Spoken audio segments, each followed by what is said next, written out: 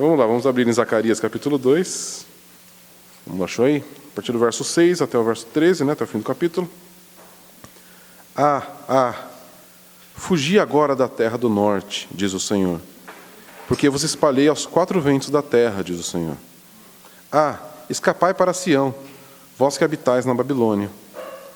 Pois assim diz o Senhor dos Exércitos: para a sua glória ele me enviou às nações que vos despojaram, porque aquele que tocar em vós estará tocando na menina dos seus olhos. Porque eu levantarei a mão contra elas, e elas serão presa daqueles que a serviram. Assim sabereis que o Senhor dos Exércitos me enviou. Exulta e alegra-te, ó filha de Sião, pois eu venho e habitarei no meio de ti, diz o Senhor. Naquele dia, muitas nações se ajuntarão ao Senhor e serão o meu povo. Habitarei no meio de ti, e saberás que o Senhor dos Exércitos me enviou a ti. Então o Senhor herdará Judá como sua porção na terra santa, e ainda escolherá Jerusalém. Calem-se todos diante do Senhor, porque ele se levantou da sua santa morada. Vamos orar. Senhor, nosso Pai querido, nós rogamos ao Teu Santo Espírito nesta hora que venha iluminar a nossa mente, o nosso coração. Senhor, nós precisamos da Tua iluminação para compreender a Tua palavra e para que essa palavra possa transformar o nosso coração, possa renovar a nossa mente, possa nos conduzir para mais perto de Ti, possa endireitar os nossos caminhos. Senhor, esse é o desejo do nosso coração e nós declaramos que nós precisamos de Ti. No nome santo de Jesus. Amém. Muito bem. Esse trecho aqui ele é a continuação da visão que foi estudada semana passada, que é a terceira visão de Zacarias. Tá? E essa aqui é a conclusão da terceira visão. Então, ela é totalmente conectada com o que a gente estudou na semana passada, que é a da medida de Jerusalém aqui. Vocês lembram, eu não vou falar de novo da semana passada, mas primeiro a visão de Zacarias é que ele viu um homem medindo a cidade, e aí depois aparece o anjo do Senhor dizendo que ele estava equivocado na maneira de pensar, aquele jovem estava equivocado na maneira de pensar, porque a medida que Deus tinha para Jerusalém era uma medida completamente diferente da medida humana.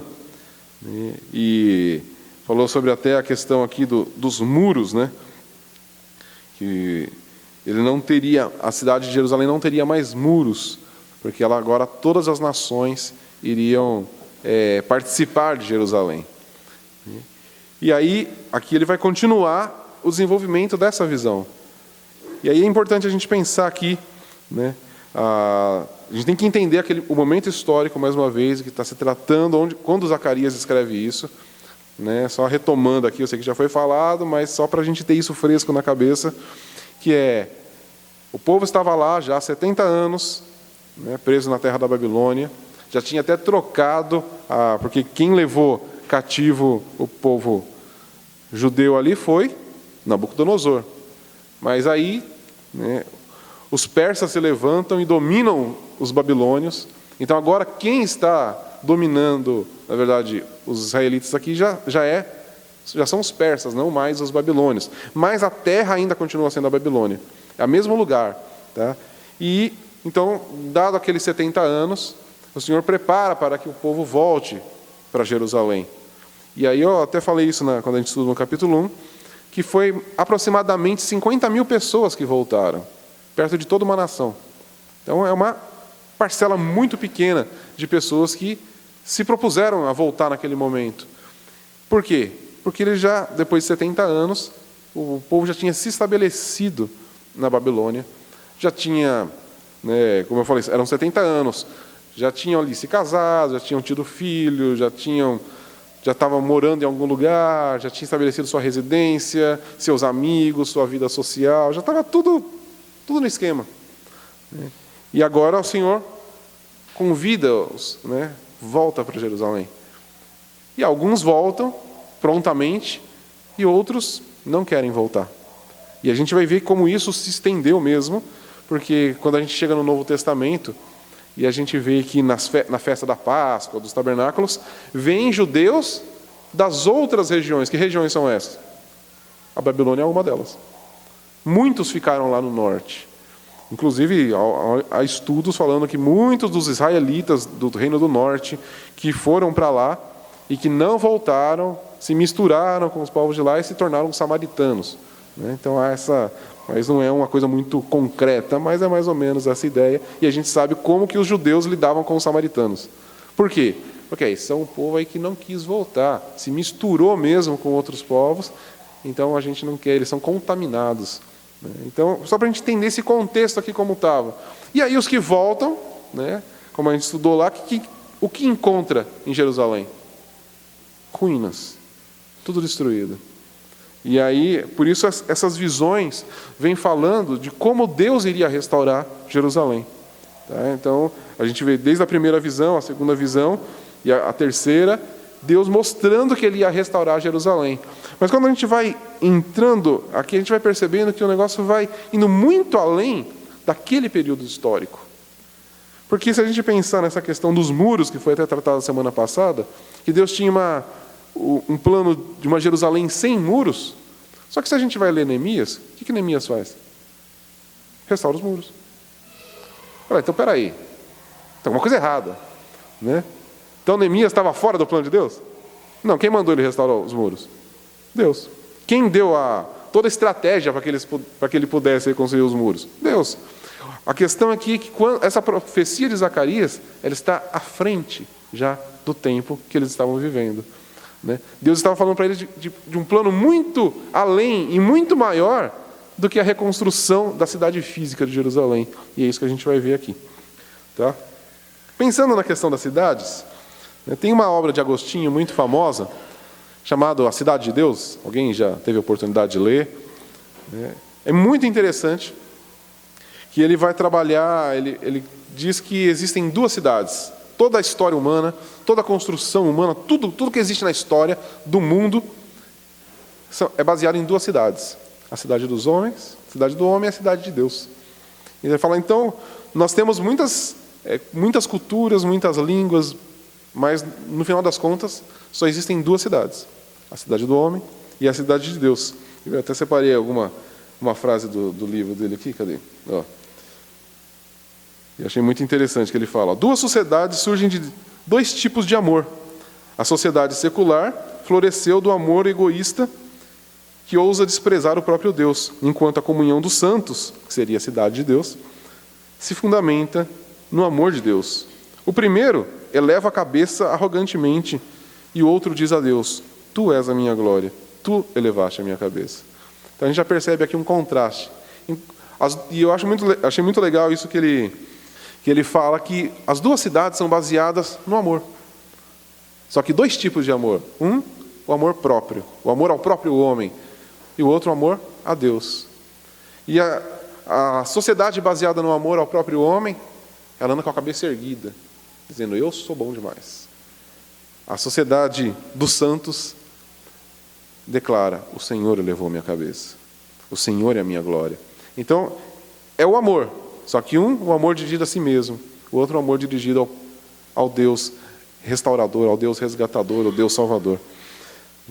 Ele ainda escreveu assim também, não existem mais dois tipos de sociedade, aos quais, de acordo com as Escrituras, chamamos de duas cidades.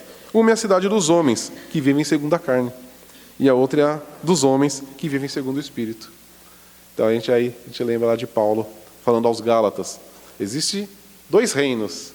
O reino da carne e o reino do Espírito. E eles entram em conflito, não tem como um se mesclar com o outro. Ou é um, ou é outro. São duas cidades. E é baseado nisso aqui, a gente vai entender muito bem essa questão, porque como começa o verso 6? Aqui na nossa versão está essa expressão aí, que é traduzida de uma expressão do hebraico, que seria o nosso ei! Tipo, presta atenção. Quando a gente quer chamar a atenção de alguém, ei! Fugir da cidade do norte. Sai daí. Sai dessa cidade. É isso que o texto está dizendo, né? Ele está dando um alerta, uma advertência, chamando a atenção dessas pessoas e a nossa, né? Porque esse texto não é só para lá, mas é para nós. Fugir da cidade do norte, né? Salva-te, né? Aqui, como diz fala aqui no verso 7, escapai para Sião, vós que habitais na Babilônia. Então, a Babilônia, ela é, nas Escrituras, tratada como o reflexo, né, a representação da cidade do homem. A gente vai ver que a Babilônia não como um lugar físico, mas como um sistema todo de pensamento, um sistema de vida todo. A gente vê como, no decorrer das Escrituras, sempre a Babilônia aparece. Vocês já perceberam isso? E onde ela vai aparecer de novo? Em Apocalipse. Lá em Apocalipse 14, se você ler o capítulo 14 ao capítulo 18, você vai perceber como Deus está falando da Babilônia, que Ele vai destruir a Babilônia. Criando a Babilônia é a grande antítese da Nova Jerusalém. É o grande contraste. Isso, mas existe a Babilônia ainda? Não, fisicamente não, mas espiritualmente sim. O espírito babilônico continua atuando no mundo. A cidade do homem é a cidade da Babilônia. E é interessante isso, porque se a gente for perceber, voltar na história e ir lá para trás, nos primórdios da humanidade, a gente vai ver que existem realmente dois sistemas. Lá em Gênesis isso já vai aparecer. É Babilônia e é o povo de Deus. Isso lá atrás. Quando a gente, se não me engano, quando a gente estudou Gênesis, lá em Gênesis 9, já vai aparecer essa questão, quando vai dos cananeus, esse pessoal que é o inimigo do povo de Deus, eles são todos baseados num sistema babilônico. Tá? E até pensando nas grandes religiões, nós somos cristãos. Todas as outras religiões têm um mesmo sistema. E esse mesmo sistema é o sistema babilônico. Tá? É um sistema pagão, é um sistema idólatra. Todos eles, a gente vai ver que... Então, no final das contas, só existem dois sistemas. A gente pode ver aí, a gente olha quantas religiões tem. Mas, no final das contas, só existem duas. Ou os que adoram a Deus, ou os que adoram ídolos. Só. Não tem grandes diferenças. Tá? E é isso que o texto está dizendo aqui, baseado até no que Agostinho disse. E aí ele começa falando, fugir da terra do norte, que é a terra da Babilônia. E agora, por quê? Por que Deus está falando para o povo fugir da Babilônia aqui? E ele está dizendo aqui, no verso 8, pois assim diz o Senhor dos Exércitos, para a sua glória ele me enviou às nações que vos despojaram, porque aquele que tocar em vós estará tocando na menina dos meus olhos, porque eu levantarei a mão contra elas, e elas serão presas daqueles que a serviram. Ou seja, o que Deus está falando aqui? Eu vou destruir. Eu vou trazer juízo sobre elas. Então, sai daí. Se você ficar aí, você vai sofrer o juízo junto. Então Deus está dando um alerta aqui que Ele vai destruir a cidade. Ele vai destruir aquele sistema todo. Se a gente olhar para a história, Deus executou o juízo dele historicamente sobre a nação da Babilônia.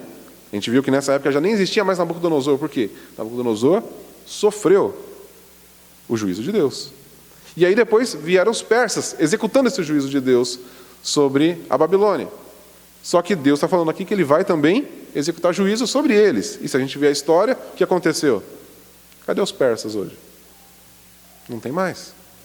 Porque Deus executou juízo sobre os persas. E aí a gente vai vendo isso na história, como Deus ele executa o juízo sobre as nações babilônicas. Vamos usar a babilônica agora já como um adjetivo, para o sistema, para a cidade do homem, para a cidade dos homens. Então, Deus ele constantemente executa esse juízo sobre a cidade dos homens e vai existir aquele momento definitivo, na volta de Cristo, onde Ele vai executar o juízo definitivo e aí não vai ter mais... porque a gente vê aqui, se levanta uma nação, Deus executa juízo sobre ela, se levanta outra. Deus vem, executa juízo, se levanta outra. Mas vai chegar o dia em que não vai mais se levantar outra. Deus vai exterminar a Babilônia de uma vez por todas. E aí é onde chega a nós a mensagem. Porque nós estamos vivendo esse momento, não esse momento histórico de Israel, nós estamos vivendo esse novo momento, o momento onde nós ansiamos já a volta de Cristo. A gente não está esperando uma redenção de uma Israel física, a gente está esperando a volta do nosso Senhor para nos levar para a Nova Jerusalém. E aí, quando Ele vier, é a aniquilação total da Babilônia. E por isso Ele fala, foge daí. Foge da Babilônia, porque quando eu chegar, acabou. E se você estiver no meio disso, você vai junto. Então, foge da terra da Babilônia. Agora, existem dois motivos por que Deus ia jogar a Babilônia, tanto histórica como geral, assim podemos dizer. Quais são esses dois motivos? O primeiro, que a gente vê aqui logo no começo do verso 8, para a sua glória Ele me enviou às nações. Então, qual é o primeiro motivo pelo qual Deus executa juízo sobre um determinado povo, sobre uma determinada sociedade? A glória dele. A gente vai ver isso nas Escrituras, como sempre Deus preza pela sua própria glória. E Ele faz tudo para a glória dele. Eu já vi tanta gente equivocada falando que Deus faz as coisas por nossa causa. Não. Ele faz sempre para a glória dele. Quando Ele nos abençoa, por que é? Para a glória dele. Quando Ele executa juízo, para a glória dele. Tudo que Ele faz é para a glória dele. Até pensando em Gênesis de novo, eu já vi gente falando que quando Deus fez toda aquela criação, que narrada tão maravilhosamente nas Escrituras, Deus estava fazendo isso para chegar no sexto dia Ele criar o homem. Eu fiz tudo isso para você. Está escrito isso na Bíblia em algum lugar? Não. Deus olhou, Ele ia fazendo, isso é bom. Bom para quem? Para Ele. Deus tinha prazer em ver aquilo que Ele fazia. E era tudo para a glória dEle. E aí, quando Ele faz o homem, Ele fala, você vai cuidar disso. Para quê? Para a glória de Deus. Tudo é para a glória de Deus. Eu já vi alguém comentando, não lembro nem quem, falou, nossa, mas pode parecer uma coisa tão mesquinha de Deus, assim, egoísta de Deus. Ele queria glória só para Ele? Lógico. Ele é Deus.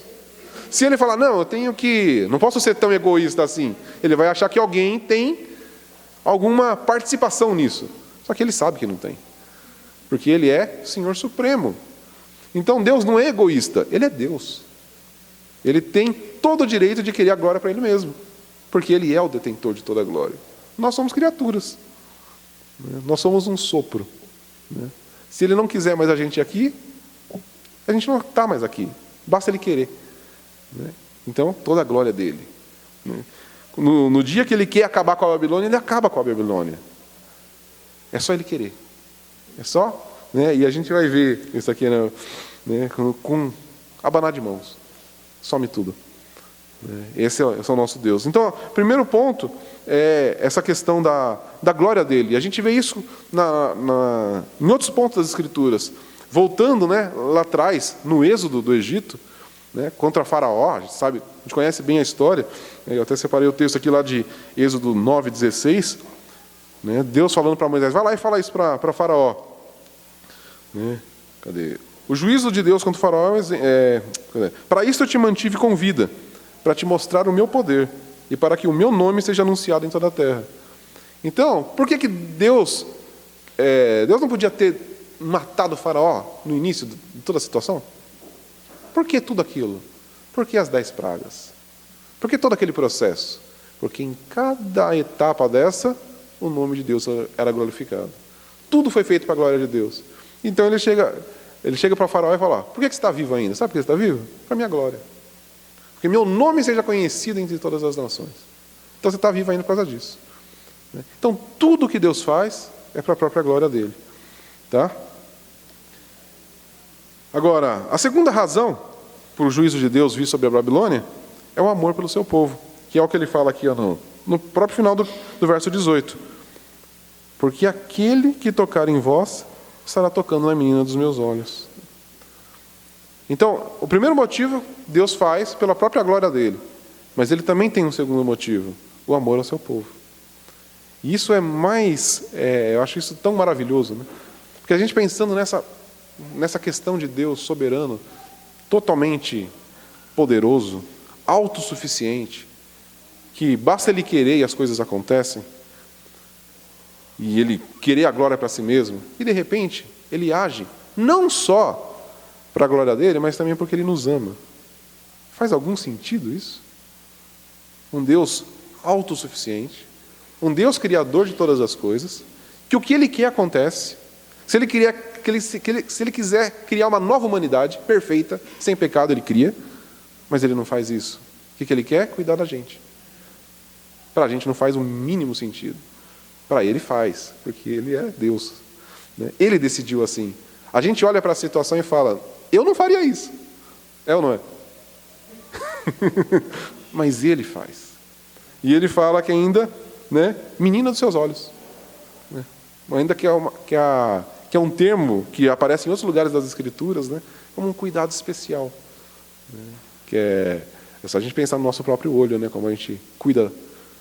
Talvez seja uma das partes mais protegidas assim, do nosso corpo, porque o próprio corpo se protege. Não é? A velocidade com que a nossa pálpebra fecha para que alguma coisa não atinja o nosso olho. Por quê? Porque é uma região sensível. E é assim que Deus nos enxerga. O pior de tudo é a gente ver que nós somos pecadores e Ele nos enxerga dessa maneira. O povo de Israel estava lá por quê? Que era bonitinho, bonzinho, legal? Não, porque pecou. O povo de Israel não estava lá do nada, sofrendo, estava aqui de boa e de repente os babilônios vieram. Não, porque pecaram. E Deus foi muito claro, porque vocês pecaram, vocês vão ser levados para a Babilônia. Vocês vão sofrer, porque vocês pecaram. E agora Deus está falando, porque eles fizeram você sofrer, eu vou trazer juízo sobre eles. Só que foi o próprio Deus que conduziu todas essas coisas. Mas, em primeiro lugar, para a glória dEle. E em segundo lugar, porque Ele ama o seu povo. E Ele vai trazer juízo. Então, quando Ele trouxe o juízo historicamente aqui, sobre a nação da Babilônia, mas Ele vai trazer juízo sobre toda a sociedade dos homens. Por quê? E a gente vai ver como isso fica claro lá em Apocalipse também. Apocalipse 16, verso 6. Então, já no final de todas as coisas. Pois derramaram o sangue de santos e de profetas, e tu tens dado sangue para beber. Eles o merecem. Então, no final de todas as coisas, Deus vai olhar para toda a história da humanidade, todos os profetas, todos os santos que sofreram por causa da cidade dos homens, e Deus vai trazer juízo. E porque eles merecem. Então Deus vai olhar para toda a história, toda a igreja, e aí, olhando para a igreja sofredora, desde lá do início do século I, quando a gente vê, a gente tem alguns relatos, tanto bíblicos como até históricos. Então a gente tem Estevão, primeiro mártir da igreja. Nós temos Pedro, Paulo, a gente vê o sofrimento desses homens de Deus. A gente lê Hebreus e a gente vê lá os cortados ao fio da espada. Quantos não morreram queimados na fogueira? Quantos não morreram lá nas arenas lá do Coliseu de Roma? E hoje, quantos não morrem por causa do Evangelho? E quantos não sofrem afrontas, mesmo talvez não numa perseguição escancarada, mas mesmo numa sociedade como a nossa, que teoricamente nós somos livres para escolher a religião que a gente quiser, a crença que a gente quiser, mas existe uma pressão da sociedade e uma perseguição ideológica àqueles que vivem para Deus. E é como se Deus estivesse anotando todas essas coisas. Deus não passa nada despercebido. Deus não está distraído e não vendo que todas essas coisas estão acontecendo no decorrer da história. Nesses mais de 2000 anos de evangelho, mas aí pensando em toda a história da humanidade, do povo escolhido de Deus, Deus não esquece de nada disso. Deus não deixa passar despercebido. Deus vai levar em consideração todas essas coisas. E Ele vai trazer juízo sobre a sociedade dos homens. Por quê? Porque Ele nos ama. Porque Ele ama o seu povo. Amém?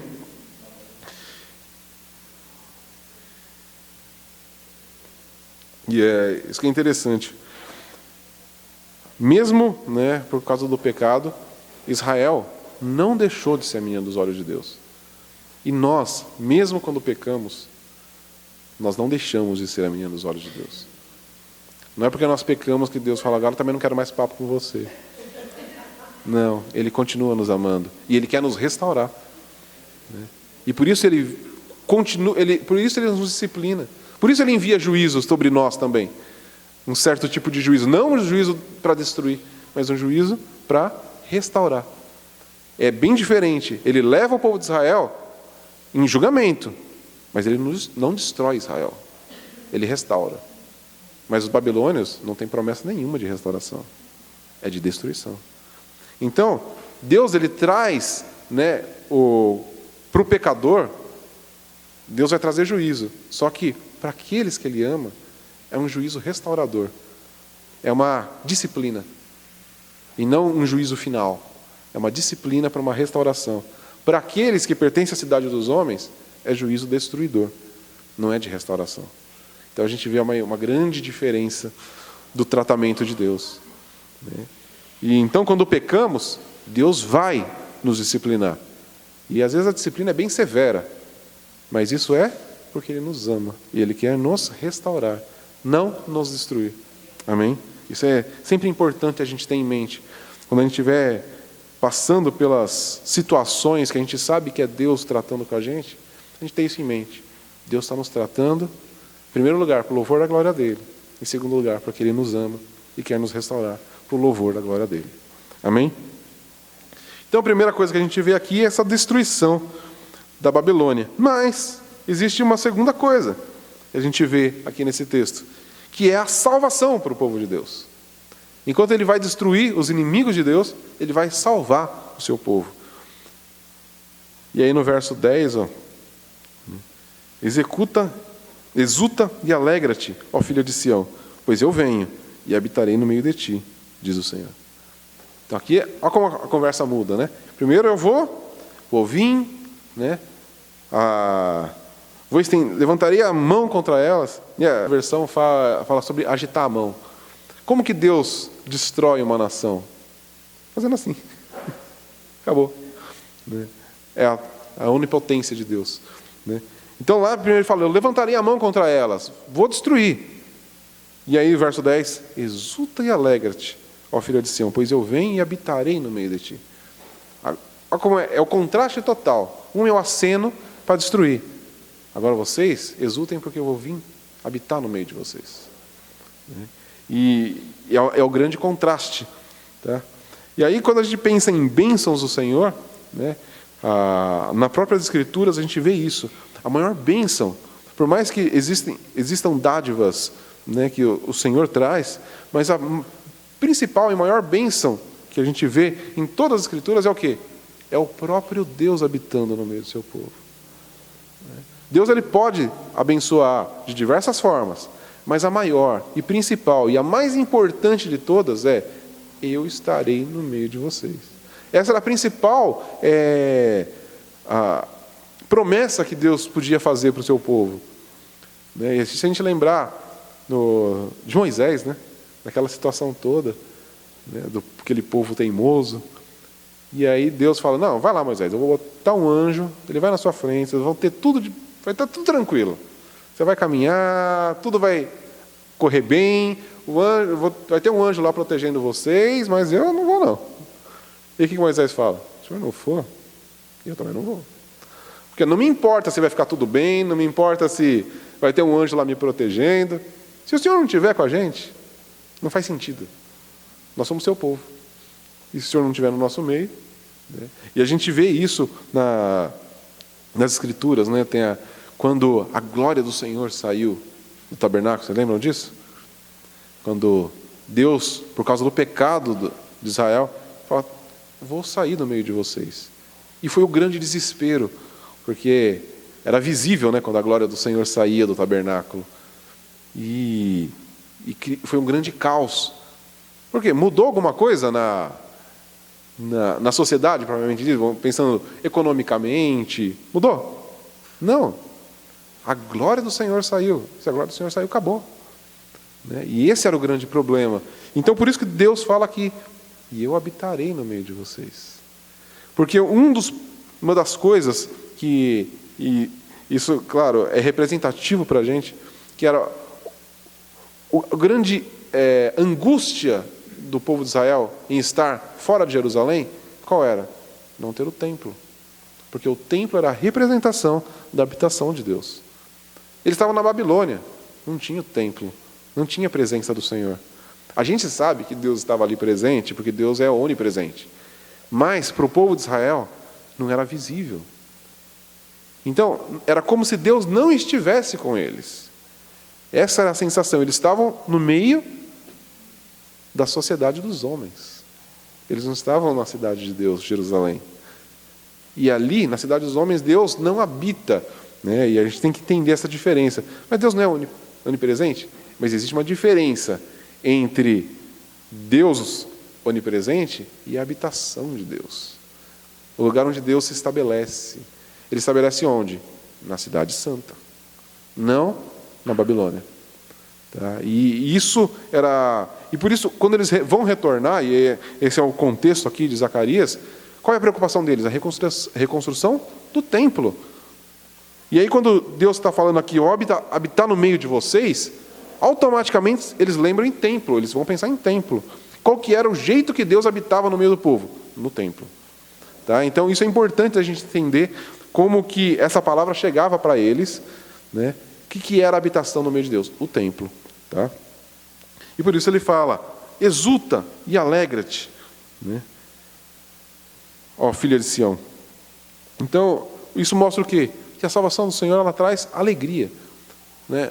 Nós, e aí vão trazer isso já para a gente, não só para o povo de Israel, mas aqueles que são resgatados, aqueles que são trazidos para a cidade de Deus, eles são um povo diferente.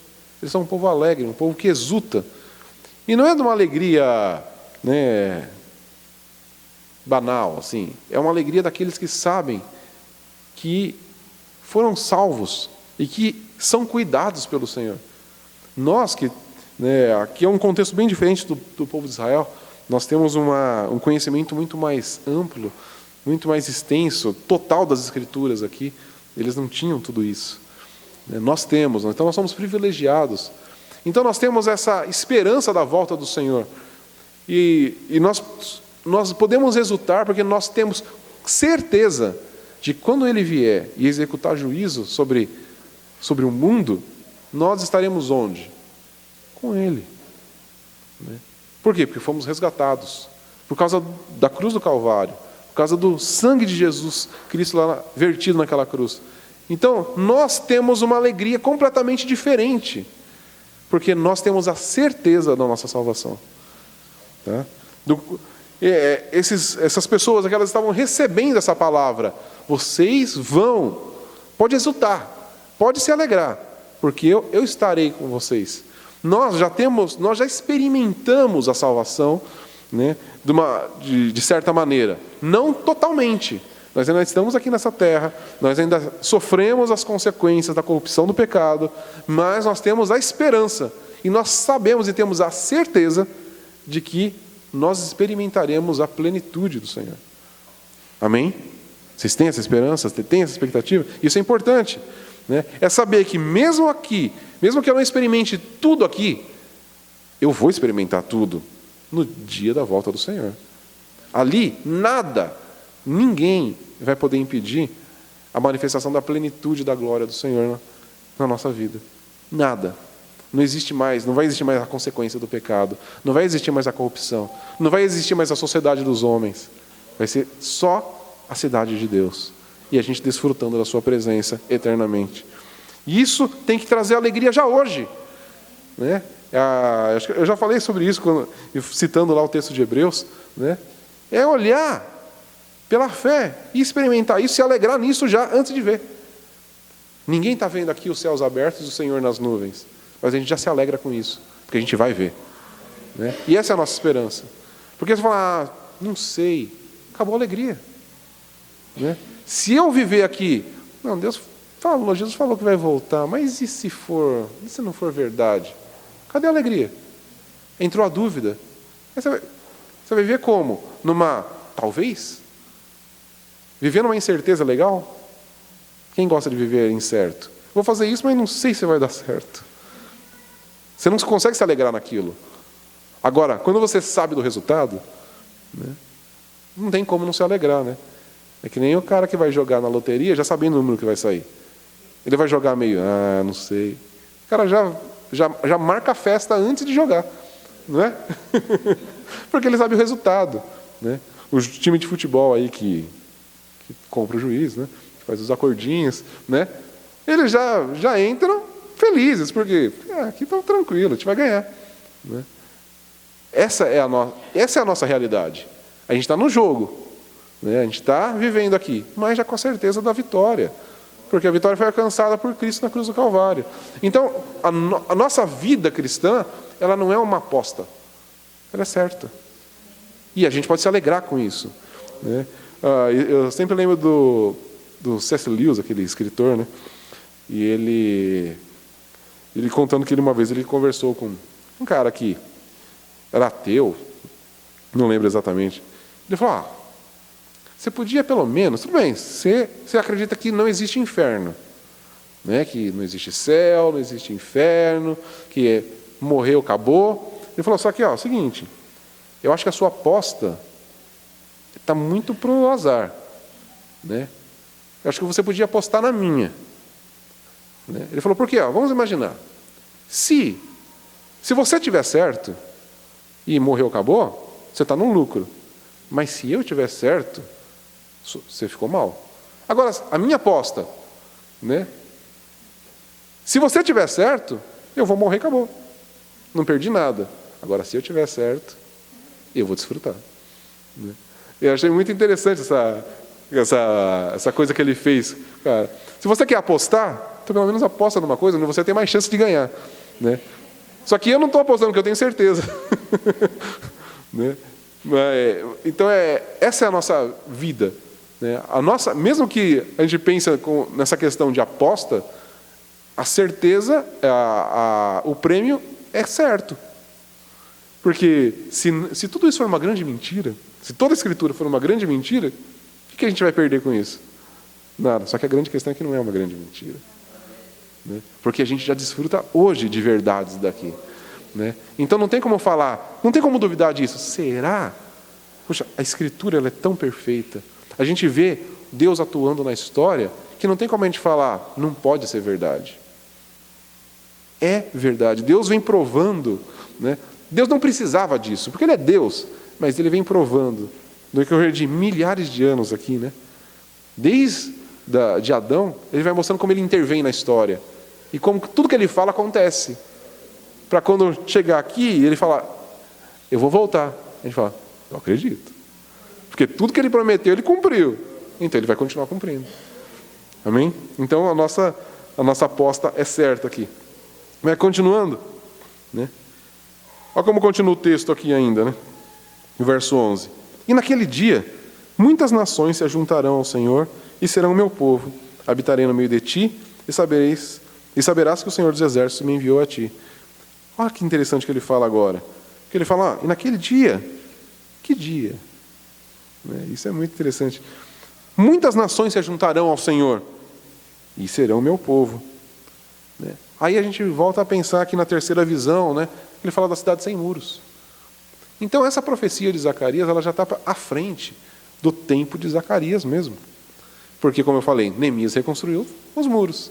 Mas, de novo, Deus está falando aqui de nações se ajuntando num único lugar. E que lugar é esse? A Nova Jerusalém. Aí já não está falando mais da Jerusalém física. Agora está falando da Jerusalém espiritual. E aí quando a gente pensa na gente aqui, né? O que é a cidade sem muros de Deus? A igreja. Essa é a cidade sem muros de Deus. Lembra de Paulo falando? Já não há mais grego, já não há mais cita, já não há mais bárbaro. O muro foi derrubado. Não tem mais muro. Então, essa profecia de Zacarias é a profecia da igreja. Estou falando naquele dia, né? E a gente pode pensar, qual é o dia? O dia onde a igreja, podemos dizer, foi inaugurada, de uma forma assim um pouco mais, né? Pode pensar no dia de Pentecostes, né? Que onde o Espírito Santo desce, onde a partir dali a igreja começa a se expandir, né? Naquele dia, né, acabou os muros, foi derrubado todos os muros e agora a igreja começa a se expandir. E desde aquele dia a igreja não parou mais de se expandir. E ela vai se expandir até a volta do Senhor, né? E esse é o cumprimento da profecia de Zacarias, quando a gente olha para a igreja, né? Nós estamos aqui, né? Tudo bem, nós somos brasileiros, mas a igreja se espalhou pelo mundo inteiro. Existem igrejas de todas as nações, de todas as línguas, de todas as culturas. A mensagem, o evangelho tem se espalhado pelo mundo todo. Como eu disse, existem lugares com a igreja perseguida, existem lugares onde há perseguição da pregação do evangelho, mas isso não impede o evangelho de se expandir. Porque nada segura o evangelho. Homem nenhum pode segurar a pregação do evangelho, porque isso é uma obra de Deus. E ele vai expandir, porque ele não tem muros. Ele vai expandindo. Amém? E no verso 12 ainda fala aqui, ó, que o Senhor herdará Judá como sua porção na terra santa, né? Então, Jerusalém, agora ele vai se tornar o quê? O lar, né, daqueles que creram. E aqui, Jerusalém passa a ser o plano, né, podemos dizer assim, o objetivo de Deus ao desenvolver tudo, né? Porque se a gente pensar na própria história de Israel, né, como começa? Lá com Abraão. Lembram disso? Deus chama Abraão, né, e isso é muito interessante, né? De onde Deus chama Abraão? Vocês lembram? Qual era a cidade de Abraão? Ur dos Caldeus. Onde fica? Babilônia.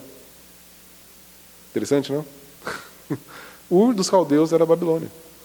Então Deus chama Abraão de lá. Fala, eu vou te levar para uma outra terra, que você não conhece ainda. E ali começa. E eu vou te fazer uma grande nação. E o que ele fala para Abraão? Em ti serão benditas todas as nações da terra. Só que aí, surgiu uma nação, que foi Israel. Então, como é esse papo aí de todas as nações da terra? Aqui, na igreja, né, e a gente vê que Zacarias já apontando para isso um pouco mais perto, né, da gente, para a igreja. Agora sim, aquilo que Deus prometeu lá para Abraão, se cumpre aqui na gente. Então, eu fico pensando, não sei como que funciona, se Abraão viu, né, mas em Hebreus fala que pela fé ele viu a cidade de Deus, a cidade que não era terrena. Não é isso que está lá em Hebreus? Que Abraão, pela fé, ele esperava a cidade que não era terrena. Mas ele caminhou na terra, ele falou, não, mas Abraão, Deus já tinha mostrado para ele alguma coisa. Então, talvez Abraão tenha visto a igreja tantos anos antes, porque ele viu isso aqui. E nós fazemos parte disso. Então aqui, o que Zacarias está falando é o cumprimento exatamente disso aqui. Da Jerusalém que Deus planejou desde antes da fundação do mundo. A Jerusalém que é não um lugar físico de uma etnia, mas de pessoas de todas as nações, de todas as raças, de todas as línguas, que creem num único Senhor, que compartilham da mesma fé. A gente pode lembrar de lá de Paulo aos Efésios, né? Um único batismo, um único Senhor, um único Espírito, que age em todos, por meio de todos, está em todos. Isso é a igreja do Senhor. E a gente vê aqui Zacarias profetizando isso aqui. Amém? Então, Deus ele é glorificado quando a igreja atrai as pessoas, né? Então, por isso a gente fala tanto da pregação do Evangelho. Que quando nós pregamos o Evangelho, nós estamos o quê? Expandindo a cidade do Senhor.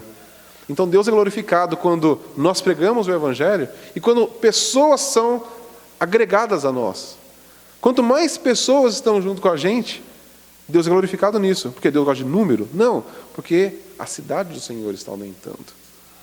Não é questão de igreja grande, igreja pequena. A questão é pessoas alcançadas pela mensagem do Evangelho que vão se juntar a essa única fé. E que na volta do Senhor Jesus, aí sim, será a grande congregação dos santos, todos reunidos num único lugar. Como que vai ser isso? Eu não sei. São muitas pessoas. Mas naquele dia a gente vai ver todas as pessoas, de todas as nações e de todos os momentos da história. Pensa nisso. Vai ser uma coisa que a nossa mente não consegue compreender, mas vai ser a realização de tudo isso. Então o Senhor, Ele é glorificado quando pessoas se juntam para adorá-lo. Por isso que a nossa reunião aqui é tão importante. Porque nós somos pessoas diferentes, de famílias diferentes, né, de até ascendências, de nacionalidades diferentes, né, que o Brasil é muito legal por causa disso. Por isso que muita gente fala que a igreja brasileira é uma igreja já que representa a igreja do mundo, né, porque um monte de nação misturada. E Deus é glorificado quando a gente se junta aqui para cantar, para orar, para meditar nas Escrituras. Por quê? Porque é o cumprimento do plano eterno de Deus. É isso que então, o Senhor prometeu isso aqui há 2.600 anos, sei lá, 2.500 anos mais ou menos, para trás. E aí Ele olha para a gente hoje aqui. Não falei? Ó? Falei que ia fazer isso? Olha vocês aí. Né? E por isso que a gente pode se alegrar. Porque isso aqui já é um cumprimento. Né? E por isso que a gente pode ter certeza que Ele vai voltar. Porque quando eu olho para vocês, eu vejo, Ele prometeu e cumpriu. Aqui, está aqui. Um povo escolhido, tudo junto, com a mesma fé, com o mesmo batismo, o mesmo Espírito, de tantas pessoas diferentes, mas o Senhor reuniu, tudo junto. Mas continuando aqui, porque eu já avancei demais, né? A gente já vem estudando aqui, a gente viu essas visões, tanto da primeira, a segunda e a terceira visão, e a gente vê que sempre aparece o anjo do Senhor. E lá desde a primeira visão a gente já viu que tudo indica que esse anjo do Senhor é o próprio Jesus. Né? E aqui, nesse trecho, isso vai ficar muito mais claro ainda. Porque alguns termos que aparecem aí, né? Porque, começa a palavra de Deus aqui, diz o Senhor, e olha como está no verso 8. Presta atenção nessa jogada de verbos e de... Para a sua glória, Ele me enviou. Ok? Então, quem está falando aqui é alguém que foi enviado por Deus. Ok? Interpretaçãozinha de texto. Me enviou às nações que vos despojaram, para que aquele que tocar em vós será tocando na menina dos seus olhos. Porque eu levantarei a mão contra elas. Espera aí. Quem é esse aqui que pode levantar a mão, abanar a mão e destruir uma nação? Só o próprio Deus. Mas ele falou, mas Ele me enviou.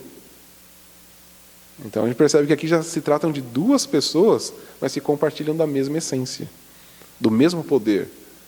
Não é um subalterno, né? Não é alguém inferior. Não, é alguém que tem o poder de agitar a mão e destruir uma nação. Um anjo pode fazer isso? Não. O anjo é só um mensageiro. Ele é só alguém que faz aquilo que é pedido, mas ele não tem o poder. A gente vê isso em vários pontos da Escritura. O anjo não tem poder algum. O anjo é um servo. Agora, aquele que pode balançar a mão, né? E assim sabereis que o Senhor dos Exércitos me enviou. De novo. E assim, quando eu fizer isso, né, vocês vão saber que o Senhor dos Exércitos me enviou. E exulta e alegra-te, filho de Sião, pois eu venho e habitarei no meio de ti. De novo. Então, o Senhor dos Exércitos me enviou, e eu virei e habitarei no meio de vocês. Né? E aí, depois dessa frase aqui, não tem como a gente não lembrar de João capítulo 1. Né? E Ele habitou entre nós. Né? O próprio Deus tabernaculou entre nós. Então a gente vê que isso aqui já é uma profecia da própria vinda de Jesus Cristo. Ele falando, né? E a gente, né, todo esse contexto, como eu falei, a representação da presença de Deus no meio do povo era o quê? O templo. E aí Jesus ele vem e ele se declara o próprio templo. Ele tabernaculou entre nós. Então, agora não existe mais um templo físico, existe Jesus. Ele é o cumprimento da profecia de Zacarias. É Ele que proporcionou tudo isso daqui. Nada disso faz nenhum sentido se Cristo não tivesse vindo e habitado no meio de nós. Nada disso seria possível, mas porque ele veio. Então, existe essa Jerusalém sem muros. É isso que Paulo fala. Quando que caiu os muros? Por causa da cruz. Se não fosse pela cruz, ainda teria muros. Mas a cruz derrubou os muros da inimizade. Então, é Jesus, né? É em Jesus que tudo acontece. Por isso que a gente vê lá, né? Deus fez convergir em Cristo todas as coisas, né? Cristo é o ponto podemos dizer, da explosão, né? De todo o acontecimento maravilhoso da obra redentora do Senhor, né? É Cristo. Então, o nascimento, aqui a gente vê que existe a construção do tabernáculo, depois houve a construção do templo, que foi um episódio espetacular nas Escrituras. Vocês lembram disso? Quando eles vão fazer a dedicação do templo. É uma coisa maravilhosa, a nuvem do Senhor encheu aquele lugar, né? A gente lê isso e se maravilha com essas coisas. Depois nós temos, depois da reconstrução, lá a gente vai ver em Neemias com Esdras, que aí quando eles vão dedicar novamente o templo, mais uma vez existe uma manifestação do Senhor ali, porque é algo grandioso a dedicação do templo. O templo agora foi construído. É um acontecimento. Mas todos esses acontecimentos ficam minúsculos no nascimento de Cristo. Quando Cristo nasceu, esses episódios perdem a graça. Eles ficam pequenininhos. Porque o que é um templo feito por mãos humanas? A comparar com o próprio Deus encarnando, sendo um bebê nascendo de Maria, ali, numa cidadezinha, chamada Belém, ao sul, né, da Judéia, uma cidadezinha sem muita importância, mas dali nasce o Rei dos Reis. Ali nasce o Deus Criador, se torna um bebê para cumprir um plano de redenção de toda uma gama de pessoas espalhadas pelo mundo inteiro e pela história. Esse é o maior acontecimento que já houve em toda a face da Terra, em toda a história da existência da humanidade. Esse é o principal fato histórico. E não é à toa que a história foi dividida ali, né? O Senhor realmente dividiu, Ele mudou a história. Ali, tudo foi transformado. Amém? E a visão culmina aqui, né, quando mais uma vez o Senhor, né, falando do seu povo. Então herdará a sua nação santa e ainda escolherá Jerusalém. É como se fosse a finalização dessa visão toda aqui, é o Senhor dizendo: então, quando eu estar no meio de vocês, e aí, sim, né, agora tudo vai se encaixar, né? E aí, mais uma vez, vendo já a Jerusalém celestial, onde a comunhão dos santos perfeitos já, né? É isso que esse texto está dizendo, porque isso aqui ainda está mais para frente. Então o Senhor herdará Judá como sua porção na terra e ainda escolherá Jerusalém. Ele, quando herdará, o que é o herdar? Agora pegou, né? Então, quando o Senhor Jesus voltar, que Ele vai juntar todos os santos de toda a história e de todas as nações, e Ele vai pegar tudo para ver: herdei vocês, né? Vocês são o meu povo. Aqui já não tem mais pecado, aqui já não tem mais corrupção, aqui não há destruição. Aqui agora está esse povo separadinho, e ninguém tira daqui, ninguém toca, ninguém pode absolutamente nada, porque é a minha herança. É isso que o Senhor está dizendo. É dessa maneira que essa visão aqui da medida de Jerusalém culmina. Jerusalém vai ser a minha herança, a minha porção, a minha parte aqui. É meu. Ninguém pega. Tá? Ainda para...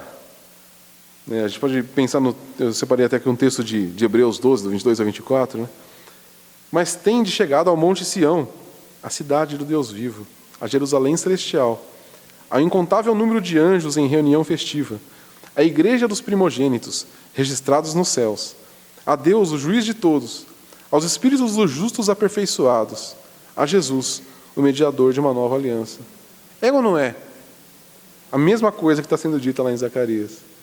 Só que agora aqui, o escritor aos Hebreus, já antevendo aquele dia de uma forma muito mais, né?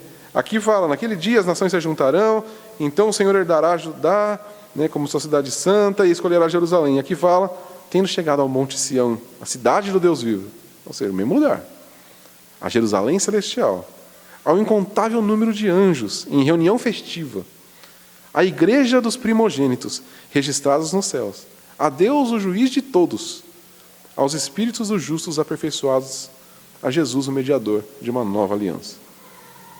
Então aqui a gente vê esse paralelo com Hebreus, como vai ser a finalização de todas as coisas. Mas aqui, para a gente concluir, quero pensar em 3 mandamentos para o povo de Deus que estão presentes ainda nesse texto, que era tanto para a geração do profeta e principalmente para a nossa, né, que é o que importa mais para a gente aqui. A geração do profeta já foi, o que importa é a gente.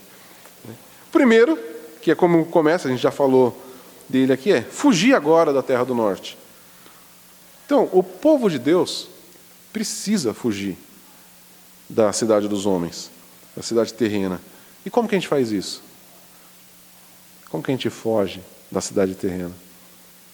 Não é fisicamente, porque a gente já viu que isso aqui não é nada físico, né? Não existe uma cidade para onde a gente possa correr fisicamente, né? Você sai de São Paulo, você vai para onde? Existe uma cidade santa por aí? Não.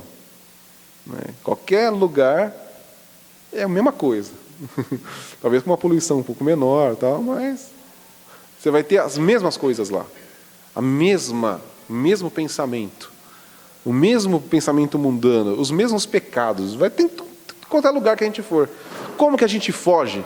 Então, a gente vai fugir não fisicamente, mas a gente vai fugir dos seus padrões, do seu estilo de vida, que é o que já vem sendo falado aqui, não foi que a gente viu já? Né? Como que a gente... Qual que é a medida da cidade? A medida é diferente. Então, nós vivemos numa cidade diferente. Nós continuamos habitando aqui, mas nós somos cidadãos de outro lugar. E a gente vive da maneira da nossa cidade real. Que é qual? E essa é a grande questão. Qual é a nossa cidade real? Onde a gente realmente estabeleceu as nossas raízes? Na cidade terrena ou na cidade celestial? Na cidade dos homens ou na cidade de Deus?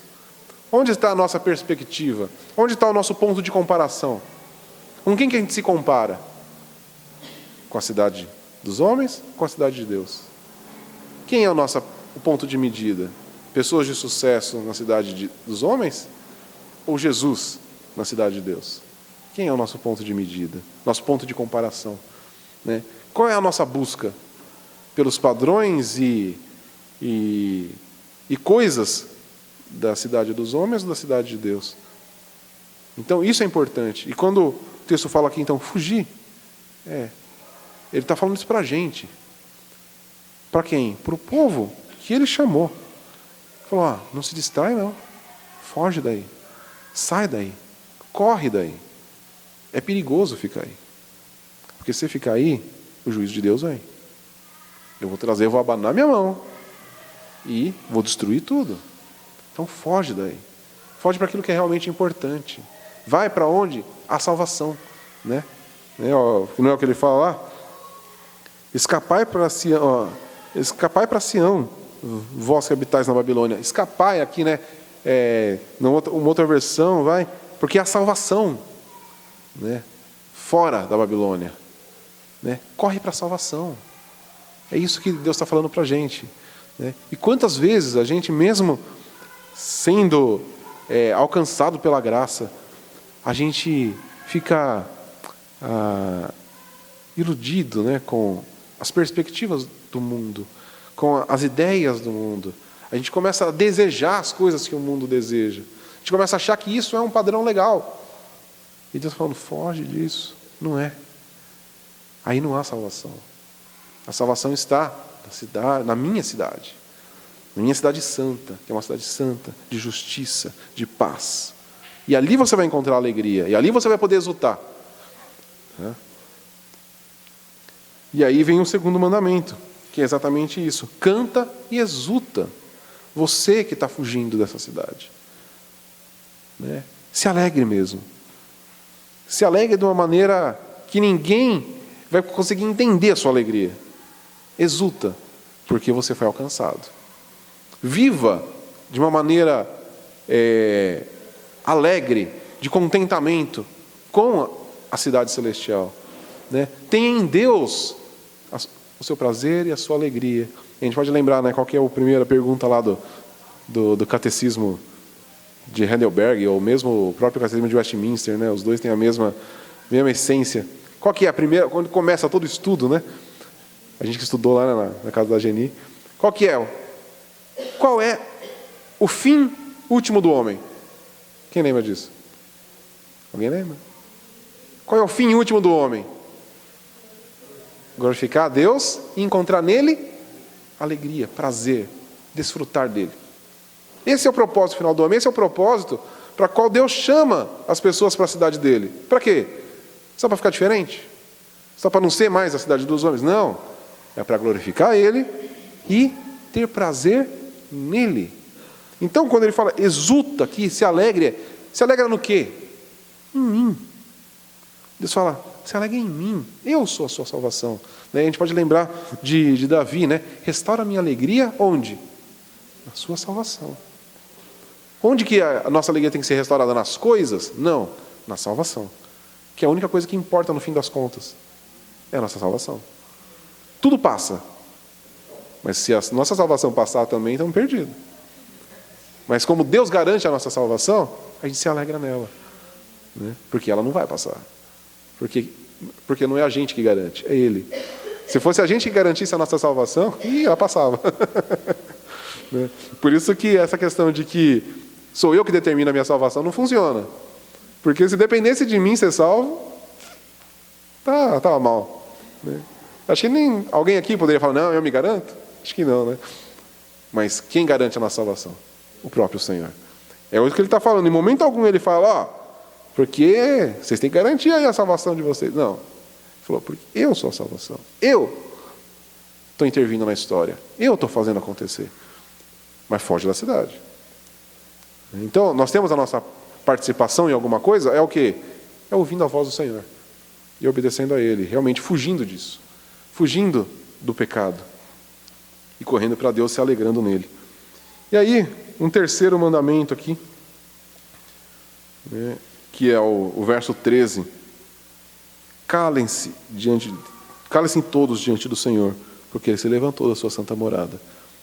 E é interessante que parece que esse mandamento aqui, ele vai contradizer, com o verso 10, Porque quando fala exulta e alegra-te, e a gente pode lembrar de um texto que é muito semelhante, que é o canta alegremente, ó filha de Sião, Exulta, ó Israel. Então, por quê? Porque o Senhor, Deus está no meio de ti. Tem muito a ver com o texto aqui, E aí, então, existe um mandamento para a gente cantar, exultar de alegria ao Senhor. Mas aí, de repente, o Senhor fala, calem-se, todos, diante do Senhor. Peraí, mas é para cantar ou é para ficar quieto? É para eu me alegrar ou é para ficar quietinho? As duas coisas. A questão é que existe uma diferença. Porque quando a gente... É interessante pensar nisso, no cantar alegremente. Nós podemos cantar alegremente pela nossa salvação, só que aí você pode ver, eu vejo lá um pessoalzinho, outro dia meus vizinhos lá estavam fazendo um samba lá na rua, cantando alegremente. Feliz lá cantando. Só que existe uma diferença, da motivação pelo qual se canta. O canto, e eu não estou falando nem que é errado se cantar dessa maneira, Mas a gente se reúne e gosta de cantar umas musiquinhas para se alegrar, não é? Quem não gosta de fazer isso? É legal. Um dia lá em casa a gente se juntou, a minha tia estava lá, peguei o violão, a gente ficou cantando músicas diversas. Ela lembra daquela, ficamos cantando. Qual é o motivo disso? Se alegrar. Mas não é essa reverência diante do Senhor. Quando a gente canta, e para se divertir, claro, e tudo é feito diante do Senhor, a gente não tem que separar as coisas. Eu quero que vocês entendam o meu ponto. Tá? Existe uma diferença no canto de divertimento, né, que é autêntico, e no canto ao Senhor. São duas coisas que quando a gente canta aqui na igreja, a gente não canta para se divertir. Né? A gente não canta aqui para ficar de boa, é legal, né, dar um clima gostoso. Não é para isso que a gente canta. A gente canta porque o Senhor está aqui. E a gente canta em reverência a Ele. A gente canta com alegria, claro. Ninguém vai cantar meio... né? Não, canta com alegria. Mas não para divertimento. Não para uma alegria. Não, é alegria na salvação. Então eu canto, mas eu sei para quem que eu estou cantando. Quando eu estou cantando lá em casa, com a minha família, com meus amigos, canto sem preocupação, né? Estou cantando lá, errei a letra, tanto faz, errei o acorde, tanto faz, né? Não importa. Agora, quando eu estou cantando diante dele, não é que eu vou me preocupar que eu não posso errar a letra, que a gente às vezes erra também, né? Quantas vezes eu já não errei a letra aqui cantando? Por isso que a gente tem a letrinha ali para não errar, né? Mas não é essa a questão é a reverência. Quando eu estou cantando em casa, não tem reverência nenhuma. Eu estou lá com meus amigos, está ouvindo música, cantando. Tem reverência nisso? Não. Mas aqui, e quando está diante do Senhor, a história muda. Porque a gente está diante do Senhor Santo, Todo-Poderoso. A gente está cantando para Ele. Né? E é aqui que eu vejo a grande diferença da música que a gente faz na igreja de qualquer outra música. Quando a gente faz a música, os santos cantando ao Senhor, isso é reverente. Isso é um canto para Ele, dedicado a Ele. E aí ele tem uma outra perspectiva. Eu não canto aqui porque é gostoso cantar. Eu canto porque Ele é digno de que eu cante para Ele. Ele não está preocupado com a minha afinação, Ele não está preocupado com a beleza com que eu canto. Ele está preocupado com a reverência do meu coração. Por isso que a gente pode cantar aqui, né, e ninguém aqui ficar fazendo ensaio para a igreja cantar perfeitinha. Né? Porque não é assim que funciona. Né? Tem pessoas aqui que têm talentos para cantar, outros que não, certo? Pouco importa. O que importa é que quando cantamos juntos aqui, cantemos em reverência ao Senhor. E aí isso vai se tornar o canto mais lindo de todos. Não porque é perfeitamente afinado, não porque ninguém errou a nota, mas porque é um povo santo cantando em reverência ao Senhor. E esse cale-se diante dele. Então, o calar-se aqui é o calar do próprio eu. Quando nós nos reunimos diante dele, não existe espaço para a gente. É só ele. Né? Por isso que a gente fala tanto isso, né? O culto não é para a gente. O culto é para ele. O culto não tem que ser gostoso para a gente. Né? O culto tem que ser para ele. Então, já tantas pessoas falam, mas tem que ser uma pregação assim mais chamativa, mais gostosa, né? Que as pessoas se sintam bem quando ouvem. Não, a pregação é para quem? Em primeiro lugar é para Deus. É a palavra dele sendo dita. Então não é para ninguém se sentir bem. É para ser ensinado por ele. Mas quando a gente cantar, tem que cantar músicas assim mais gostosas de cantar. Mas a música é para quem? Então o que importa numa canção? Que ela fale as verdades das Escrituras. Ponto. Né? A música não tem que ser gostosa de cantar ou não. Claro, tem alguns pontos da teologia do culto aqui, que não é o nosso ponto aqui. Músicas fáceis de cantar, músicas congregacionais. Né? A gente cantar música difícil de cantar, aqui ninguém consegue cantar, então fica tudo travado. Né? Então a gente pensa, sim, em questões estéticas, mas o foco não é esse. O foco é o que está se cantando, e quem está cantando, e por que está se cantando. Esse é o principal objetivo. Então a gente busca facilitadores estéticos e instrumentais aqui para a gente poder oferecer o melhor canto, mas não porque isso é o que importa. Porque o que importa é o que estamos cantando, quem está cantando e para quem estamos cantando. É isso que importa. Amém? Tá? Meu foco aqui não é entrar em teologia do culto. Então isso diz respeito ao caráter da verdadeira adoração. Tá? E aí, para a gente concluir então, fazendo uma conclusão de todas essas coisas, Que a gente possa fugir da cidade, né, da cidade desse mundo e de tudo que esse mundo ama, né? Lembrando das palavras do apóstolo João, né? Não ameis o mundo e nem o que há nele. Foge, né? Busca outro padrão. Vamos à cidade de Deus, buscar os padrões de Deus, aquilo que Deus quer, aquilo que Deus pensa, os padrões de Deus de se viver. E vamos exultar nisso, se alegrar nisso, né? Que é uma grande mentira também contada pelo mundo, de que viver uma vida de santidade para Deus é fazer a gente ficar infeliz, né? Não, muito pelo contrário. E eu já vi até pessoas falando, né? Poxa, eu queria tanto fazer isso, mas eu sou crente, não posso, né? Isso não é a atitude de quem mora na cidade de Deus, né? Eu não fico chateado porque eu não vou cometer pecado, muito pelo contrário. Eu me alegro porque eu não vou cometer um pecado. Quando eu percebo, e eu falo, não, isso eu não vou fazer, porque isso me alegra. E não vai me deixar chateado. Se está me deixando chateado porque eu não fiz, é porque eu não pertenço à cidade de Deus.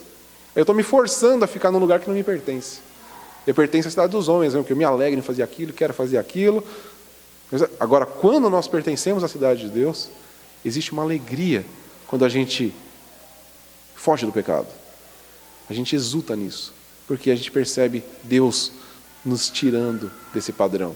E isso traz alegria para a gente. Então é uma grande mentira falar que quem vive em santidade é mais chateado. Não, muito pelo contrário, é mais feliz. Tá? E então, exultando, né, por causa da nossa salvação, e no templo que não é construído por mãos humanas, mas no próprio Cristo. Exultar em Cristo, sabendo que Cristo é a razão de todas as coisas. É nele que nós nos achegamos a Deus. É por meio de Cristo que Deus habitou entre nós, né? Que o próprio Deus veio. E é por meio de Cristo que o Espírito Santo habita em nós, né? Foi o que Cristo deixou. Falou, eu vou, mas eu vou deixar um outro Consolador. Porque Cristo deixou. Então, Cristo é o Espírito Santo procedente do Pai e do Filho, que está conosco, né? E é Ele. Então, nós nos alegramos nisso também, porque nós não estamos sozinhos. Nós estamos com Deus, né? E aí a gente sabe que isso foi alcançado na morte e na ressurreição de Cristo. Que a morte de Cristo mostra a gente saindo da Babilônia. E a ressurreição de Cristo, a gente entrando na nova cidade. Que é isso que realmente representa. A morte de Cristo, e a nossa morte com Ele na cruz, é a gente saindo da Babilônia. E a ressurreição de Cristo é a entrada na glória. Tá? Então, exultar nisso. E a gente se aquietar diante do Senhor. Descansar nele. Né? Esperar nele. Encontrar contentamento no Senhor. Né? Viver para a glória dele e se alegrar nele. E não buscar a satisfação na cidade dos homens. Amém? E como termina aqui o verso 13, porque ele se levantou da sua santa morada. E a gente exulta nisso. Ele se levantou e nos chamou para perto dele. E a gente pode viver agora na nova cidade com o Senhor. Amém? Minha expectativa é que realmente a gente tenha conseguido entender um pouco aqui do que Zacarias, né, Deus disse através de Zacarias para a gente, e que a gente possa realmente viver para a glória do Senhor. Amém?